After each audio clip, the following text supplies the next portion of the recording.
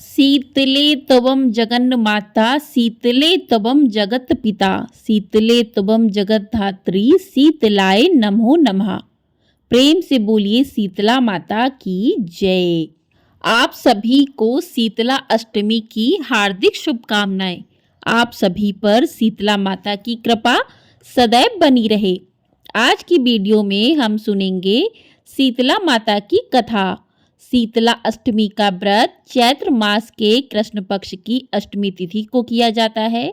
जो भी भक्त इस दिन व्रत रखते हैं उनके घर धन धान्य से भरपूर हो जाते हैं और उनके घर के सभी सदस्यों का स्वास्थ्य ठीक रहता है। शीतला माता की कृपा से घर में सभी की आयु में वृद्धि होती है। तो जो भी भक्त इस दिन व्रत करते हैं उन्हें शीतला माता की कथा को भी अवश्य सुनना चाहिए। तो आइए आज की कथा शुरू करते हैं। प्रिय श्रोताओं, एक गांव में ब्राह्मण दंपत्ति रहते थे। दंपत्ति के 2 बेटे और 2 बहुएं थीं। दोनों बहुओं को लंबे समय के बाद बेटे हुए थे।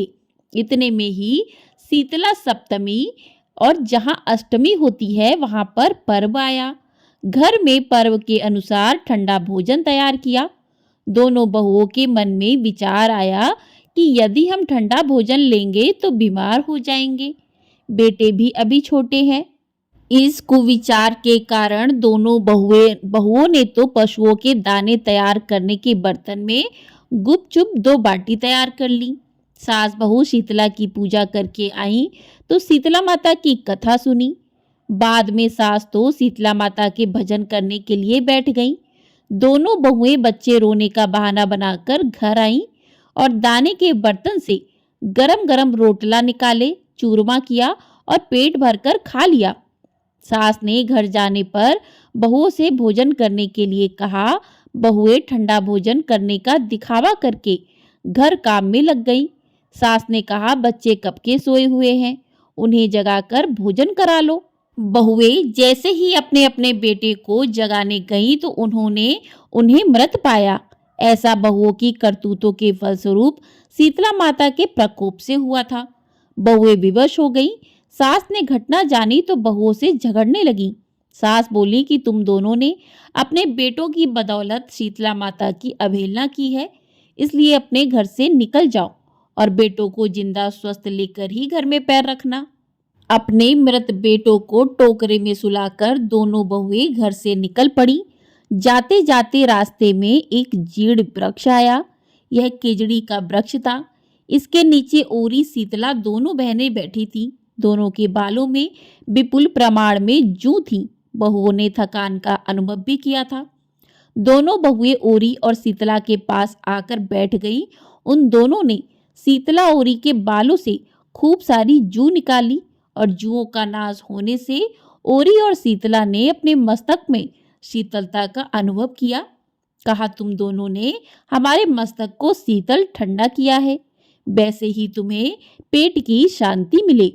दोनों बहुएं एक साथ बोली कि पेट का दिया हुआ ही लेकर हम मारी मारी भटकती हैं, परंतु शीतला माता के दर्शन हुए नहीं हैं। शीतला माता ने कहा कि तुम दोनों पापिनी हो, दुष्ट हो, दुराचारणी हो, तुम्हारा तो मुंह देखने भी योग्य नहीं है। शीतला सप्तमी के दिन ठंडा भोजन करने के बदले तुम दोनों ने गर्म भोजन कर लिया था। यह सुनते ही बहुओं ने शीतला माता जी को पहचान लिया और देवरानी जिठानी ने दोनों माताओं का वंदन किया। गिड़गिड़ाते हुए कहा कि हम तो भोली भाली हैं, अनजाने में गरम खा लिया था। आपके प्रभाव को हम नहीं जानते थे। अब हम दोनों को क्षमा करें, पुनः ऐसा दुष्कृत्य हम कभी नहीं करेंगे। उनके पश्चाताप भरे वचनों को सुनकर दोनों माताएं प्रसन्न हुई। शीतला माता ने मृतक बालकों को जीवित कर दिया। बहुएं तब बच्चों के साथ लेकर आनंद से पुनः गांव लौट आईं। गांव के लोगों ने जाना कि दोनों बहुओं को शीतला माता के साक्षात दर्शन हुए थे। दोनों का धूमधाम से स्वागत करके गांव प्रवेश करवाया। बहुओं ने कहा कि हम गांव में शीतला माता के मंदिर का निर्माण करवाएंगे। चैत्र महीने में शीतला सप्तमी के दिन मात्र ठंडा खाना ही खाएंगे। शीतला माता ने बहुओं पर जैसे अपनी दृष्टि की वैसी कृपा सब पर करना। श्री शीतला माता सदा हमें शांति, शीतलता और आरोग्य देना। प्रेम से बोलिए शीतला माता की जय। तो प्रिय श्रोताओं, अब हम सुनते हैं दूसरी पौराणिक कथा। एक बार एक राजा के इकलौते पुत्र को शीतला निकली। उसी के राज्य में एक काछी पुत्र को भी शीतला निकली हुई थी। काछी परिवार बहुत गरीब था, पर भगवती का उपासक था। वह धार्मिक दृष्टि से जरूर समझे जाने वाले सभी नियमों को बीमारी के दौरान भी भली भांति निभाता रहा। घर में साफ सफाई का भी विशेष ख्याल रखा जाता था।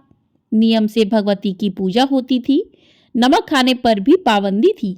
सब्जी में ना तो छौंक लगता था और ना ही कोई वस्तु भुनी तुली जाती थी। गरम वस्तु ना वह स्वयं खाता, न शीतला वाले लड़के को देता था। ऐसा करने से उसका पुत्र शीघ्र ही ठीक हो गया। उधर जब से राजा के लड़के को शीतला का प्रकोप हुआ था, तब से उसने भगवती के मंडप में सतचंडी का पाठ शुरू करवा रखा था। रोज हवन व बलिदान होते थे। राजपुरोहित भी सदा भगवती के पूजन में निमग्न रहते थे। राजमहल में रोज कढ़ाई चढ़ती, विविध प्रकार के गर्म स्वादिष्ट भोजन बनते। सब्जी के साथ कई प्रकार के मांस भी पकते थे। इसका परिणाम यह होता कि उन लजीज भोजनों की गंध से राजकुमार का मन मचल उठता था। वह भोजन के लिए जिद करता। एक तो राजपुत्र और दूसरे इकलौता, इस कारण उसकी अनुचित जिद भी पूरी कर दी जाती थी। इस पर शीतला का कोप घटने के बजाय बढ़ने लगा। शीतला के साथ साथ उसे बड़े बड़े फोड़े भी निकलने लगे, जिनमें खुजली व जलन अधिक होती थी। शीतला की शांति के लिए राजा जितने भी उपाय करता, शीतला का प्रकोप उतना ही बढ़ता जाता, क्योंकि अज्ञानतावश राजा के यहाँ सभी कार्य उल्टे हो रहे थे। इससे राजा और अधिक परेशान हो उठा। उसकी समझ में नहीं आ रहा था कि इतना सब होने के बाद भी शीतला का प्रकोप शांत क्यों नहीं हो रहा। एक दिन राजा के गुप्तचरों ने उन्हें बताया कि काछी पुत्र को भी शीतला निकली थी, पर वह बिल्कुल ठीक हो गया है। यह जानकर राजा सोच में पड़ गया कि मैं शीतला की इतनी सेवा कर रहा हूँ, पूजा व अनुष्ठान में कोई कमी नहीं, पर मेरा पुत्र अधिक रोगी होता जा रहा है, जबकि काक्षी पुत्र बिना सेवा पूजा के ही ठीक हो गया। इसी सोच में उसे नींद आ गई। श्वेत वस्त्र धारणी भगवती ने उसे स्वप्न में दर्शन देकर कहा कि हे राजन, मैं तुम्हारी सेवा अर्चना से प्रसन्न हूँ, इसलिए आज भी तुम्हारा पुत्र जीवित है। इसके ठीक न होने का कारण यह है कि तुमने शीतला के समय पालन करने योग्य नियमों का उल्लंघन किया। तुम्हें ऐसे हालात में नमक का प्रयोग बंद करना चाहिए। नमक से रोगी के फोड़ों में खुजली होती है। घर की सब्जियों में छौंक नहीं लगाना चाहिए, क्योंकि इसकी गंध से रोगी का मन उन वस्तुओं को खाने के लिए ललचाता है। रोगी का किसी के पास आना जाना मना है, क्योंकि यह रोग औरों को भी होने का भय रहता है। अतः इन नियमों का पालन कर तेरा पुत्र अवश्य ही ठीक हो जाएगा। विधि समझाकर देवी अंतर्ध्यान हो गई। प्रातः से ही राजा ने देवी की आज्ञा अनुसार सभी कार्यों की व्यवस्था कर दी। इससे राजकुमार की सेहत पर अनुकूल प्रभाव पड़ा और वह शीघ्र ही ठीक हो गया।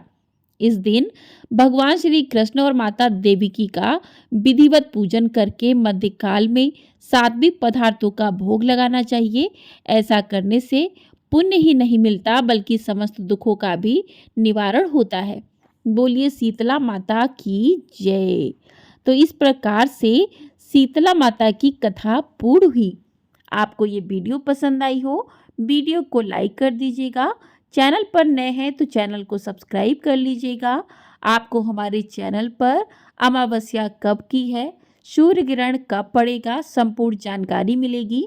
तो चैनल को सब्सक्राइब जरूर कर लीजिएगा, साथ ही बेल आइकन प्रेस कर दीजिएगा, जिससे आपको आने वाली सभी वीडियो का नोटिफिकेशन समय से प्राप्त हो सकेगा।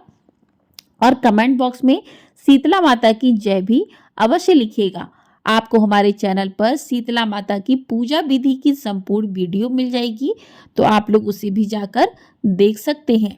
जो भी भक्त सच्चे मन भाव से शीतला माता का व्रत रख कर उनकी पूजा करते हैं और इस कथा को सुनते अथवा पढ़ते हैं, तो शीतला माता का आशीर्वाद उन भक्तों पर बना रहता है।